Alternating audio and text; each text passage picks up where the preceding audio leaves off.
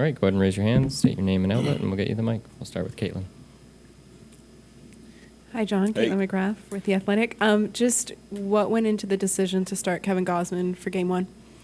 It's pretty simple, really. I mean, I think his body of work and, wanting a guy out there to kind of set the tone. You like Kev against anybody, really. So looking forward to him getting the nod of Game 1. Anything about this matchup that you specifically like about it, or is it just who he is and what he can bring? Yeah, I think it's more so who Kevin Gausman is, and you like your chances against anybody really in the league with him. So it's a cool thing for him. We're excited as a staff and as a group to have him go out there. Go to Ben. Hey, John. Ben Nicholson-Smith with Sportsnet. Looking beyond Game 1, have you guys made a decision on how you'll approach the starting pitching? And if so, are you willing to share that with us? Yeah, we definitely have gone over how we're going to approach it. Pretty set on it. We just haven't, we're going to talk to the guys after the workout today, and we'll probably announce it later tonight. So you have a plan? Yeah. Okay. Yep. Go to Keegan. John, on Gausman, relative to how good he has been, the Twins have been one team that have given him a bit of trouble in the past. What do you think has gone into that? And since then, have you gleaned any insight into what he can do to get around that? Yeah, I mean, I think it's, you catch pitchers at different times, and I think it's kind of, it's a little bit ironic that, he's had the track record against them, and, I think that when his stuff is on, he's as good as anybody. So there's been days where, a lot of different teams have put together a good approach against Kevin, and if he's executing it, his stuff, it's a tough ask for any lineup. So I think just him head to head with them, a little bit ironic because of the results, but hopefully his A game is on tomorrow night. And more broadly, when you look at the last couple of weeks of the season there, whether it was more aggression on the bases, some different lineup configurations you had, what are a couple of things that you really want to carry into this series that you felt had momentum late? Timely hitting. I think the last 2 weeks or so, you're getting some traffic and some damage when guys are out there, whether it be a home run or just a big hit and kind of, extending innings. I think that we've done a good job of taking walks, kind of passing the baton to the next guy, and it's been, a lot of different guys that have stepped up with big hits. So I think a lot of people, they look at our pitching and our defense, and that's obviously been a strength of ours, but the timely hitting, I think, has been the biggest change in the last couple of weeks, so hopefully we can keep that going. Back to Ben. I'm just wondering broadly here about what you think about using relievers back-to-back or potentially even 3 in a row. It's obviously you've stayed away from using guys 3 in a row for the most part in the regular season, different circumstances now. So how do you approach that as a manager? Yeah, I mean, they're all ready to do that right now. I think that, all hands are on deck pretty much every night in a short 3-game series. So we're going to use the guys as we normally would. They're ready for, whatever situation, may come up. So really no hesitation with using anybody. And if you did need length, would you say be that guy, or how do you approach that if you need to cover a few, like if it goes extras, something like that? Yeah, I think there's times where you have to get creative depending on the game, but, with the guys that we have in our pen, there's guys that can throw multiple innings if needed, but playoffs are always a little bit different. So, depending on who's rested and who's not, the game will kind of dictate that, but I think everyone, for the most part, is ready to contribute, for the next 3 nights going forward. Go to Scott. Just kind of continuing along that theme, we saw Romano in the 8th, Hicks in the 9th. How different can the usage be in the scenarios when every game is a must-win? You'd like it to not be too crazy than what you've kind of rolled out in the season, but I think when you're looking at a 3-game series, it can get a little bit tricky at times. So with the options that we have, it's kind of, I think when you look to like the 7th inning on, it can be anyone really.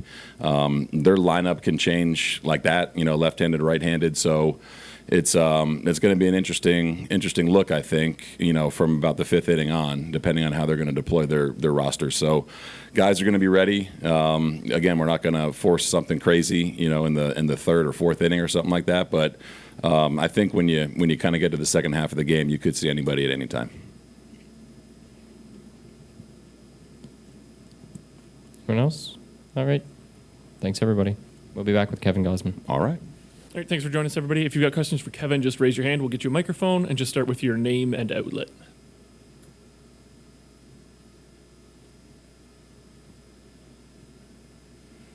Kevin, Keegan Matheson, MLB.com. Looking ahead to this matchup, a team that you have seen this year, but it's been a little bit. How do you look at this lineup and the challenges they might present in a postseason game?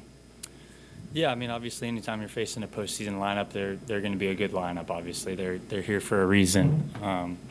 This lineup in particular can beat you in a lot of different ways. They got some good young guys that can really swing the bat, put the ball in play. I played with Donovan Solano. I know what he's capable of. Really good professional hitter. Really top to bottom, they can give you a hard time. A lot of left-handed hitters. They've if you look at the numbers, they've kind of always been tough over me over the course of my career, and for whatever reason that is, I don't know why, but definitely excited to right the ship. Yeah, I think back mid-season, you said this had been a team that had driven you a little crazy at the time. What goes into feeling less crazy facing this team, and is there adjustment you've identified that might help with that? I think it's they're usually always a good team. Since I've been in the big leagues, they've had some really good players. Obviously, Mowers, a ton of good players that hard to think of right now, but I think overall they've just had a good approach, and really just battled against me over the years. Over to Scott. Scott Mitchell, TSN. Kev, you've been one of the guys all year that's kind of been feeling this team was ready to make a run, has another gear. As you sit here, obviously getting to this point, what makes you believe that that's going to be coming? One, the fact that we're here. I think, listen, if you look at our roster, talent-wise, you can compare us against anybody in the league. But talent is only going to take you so far. And so, we definitely haven't necessarily played our best brand of baseball throughout 162 games. I think everyone would agree in there that there was some series and, some stretches where we just didn't play well. But I think the underlying attitude with everybody was that we have what we're capable of to win. Just had to kind of figure out the kinks and put it all together.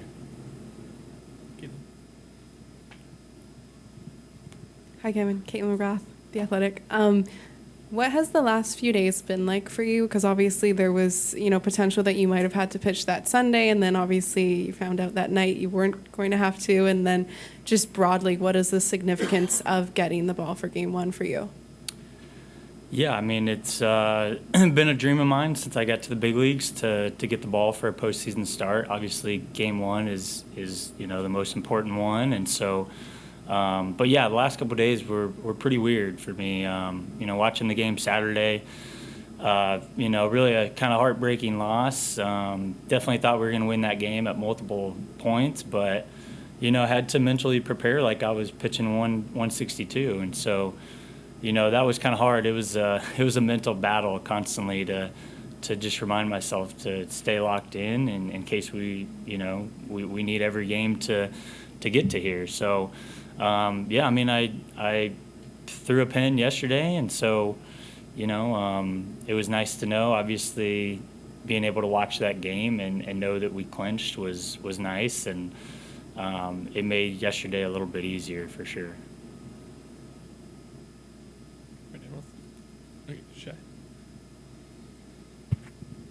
Hey, Kev, how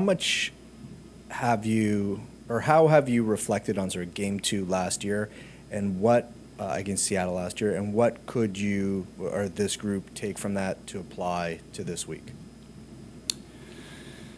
Yeah, I think for a lot of those guys, and I said this last year, I think for a lot of those guys, it was their first postseason experience outside of COVID.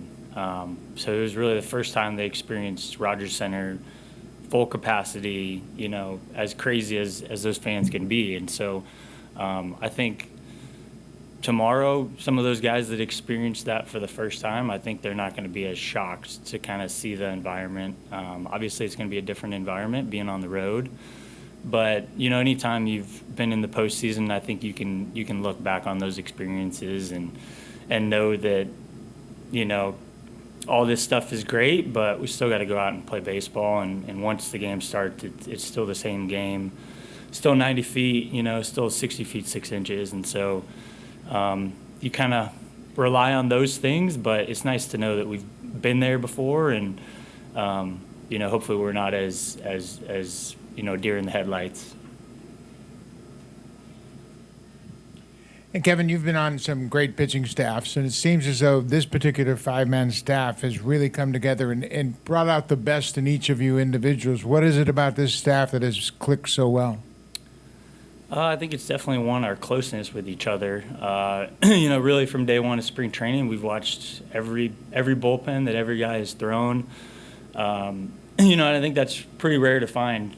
Guys have time to do their own things, and so I think that's been a huge thing for us to kind of know that we're going to have 4 other guys watching our, 3 other guys, because obviously somebody's got to start that game, but 3 other guys watching our pen at any given moment. And so if you're going through something, you're struggling, maybe you haven't found a certain pitch in a couple of starts, you can kind of rely on those guys to give you fresh ideas as to maybe why you're not able to find that pitch. Or it's been really fun for me to watch certain guys like Bassett and Rue, guys who are complete opposite from me and throw 7-8 different pitches. And, it's just fun to watch those guys go about their business. And so, it's been a really fun group to go to battle with. And it's even more so fun that we've been posting too. So it's been nice to be able to kind of look at really the entire season and look at, we've been in the top 5 in the starters AL or ERA all year. So, it's definitely been a strong suit of ours. Dan?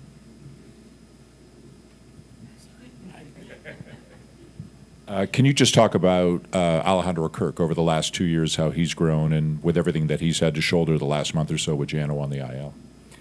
Yeah, what Kirky has done, I think he's, besides yesterday, I think he played in 29 straight games. And so, that's insane, especially at a premium position that takes the wear and tear of catching.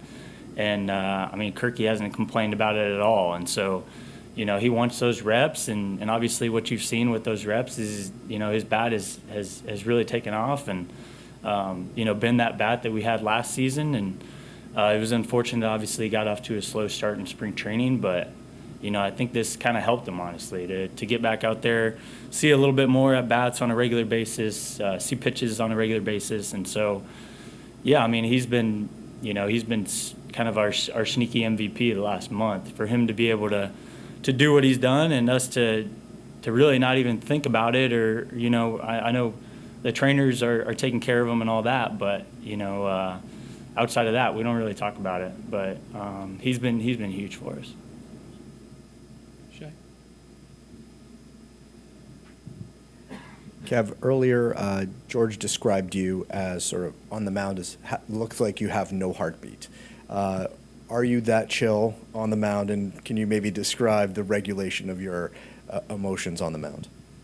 I definitely have a heartbeat out there. It's bumping, that's for sure. I think that comes with just being around a little bit, understanding that you can have bad innings and come right out and still put together a good outing. I don't put too much weight into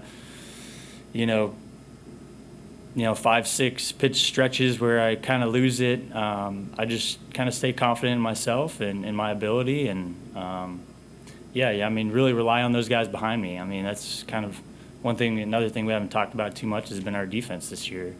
Our starters would not be able to have the numbers that we have without those guys laying out in the 9th inning and running through the walls, and all those guys have been incredible, and they do so much early before the game that nobody sees, and those things definitely play a huge part in it. All right, thanks, Kev. Thanks, everybody. Yep.